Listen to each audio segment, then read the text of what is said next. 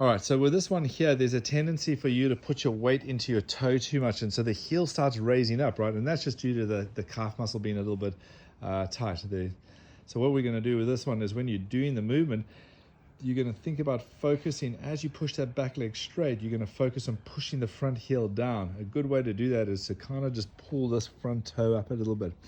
Simultaneously, you're going to pay really close attention to this knee, that it's not tending to turn in this way. So as you do it, you're going to kind of twist out and push into your heel. So twist that knee out. You'll notice as you come up there, you'll see the knee wants to deviate inwards. Deviate the knee out and push your weight into your heel. It's like a corkscrew corking down into the heel into the floor, yeah? That fine tweak will make a world of a difference.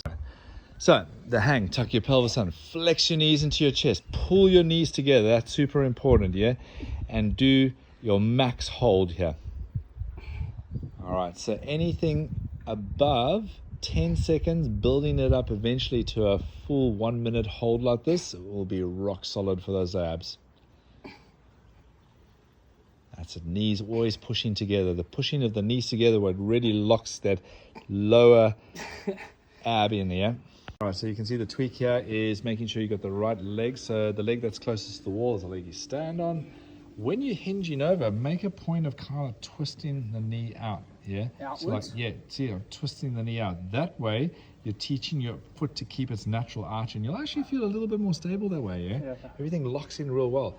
Second thing you're going to do is just keep that lower back nice and erect. So as you hinge over, you're not trying to go too far over by bending your upper back over. You're doing it pretty well. It's just a reminder.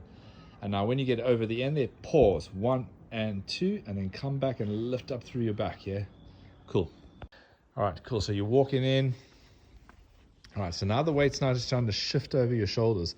Press up into your tippy toes, press your hands out of the ground. So your hands are flat in the ground as you push up on your tippy toes. Pause, 1, 2, 3, and keep going. Look down at your toes. So this one's going to replace the pull-up, the front lever pull. So as you lock your elbows and you pull your arms down, you're going to thrust that hip up. Now look at your toes as you come up. Thrust that hip up a little higher. So you want to get that hip to hike up a little higher as you come up. Pull, thrust your hip up. So pull with arms, hips up, hips up, hips up. That's it. It'll clean up as you get better at it. It's still a new exercise to you, but as you pull up, your body will stay more rigid and straight. Like you, at the moment, there's a bit of a pike in the hips, and that's okay because you're still learning it. We'll get better at this as the weeks go past, yeah? So thrust hip up, good, good. So your range here, you're looking anything minimum 6 reps, building it up to like eventually up to like 12, 16, 20, that you can get that extra endurance in those lats, yeah?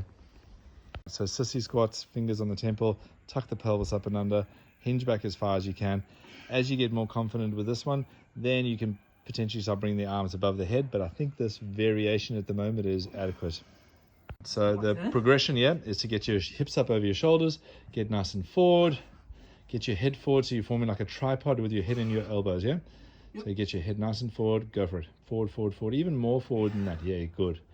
Forward and press straight up. Don't let your hips sag down, keep your hips up over your shoulders. Obviously the rep range will drop, but then you'll build it up as you get strong again to build it up again to 12 reps. When you can do 12 reps, we can start going higher and higher with the box with the feet, yeah? All right, so knees out. Scoop pelvis up and under. Now pull your knees out, hold it. 5, 4, 3, 2, 1. Come down, relax. So you're going to build up to that double rep range. See how you feel with it. If you have to take a bit of a break between reps, then that's what you do. But a minimum of 10 reps is what you want to build up to. This one, you also got to build endurance up, because so you're going to go all the way up into the 20 rep range eventually.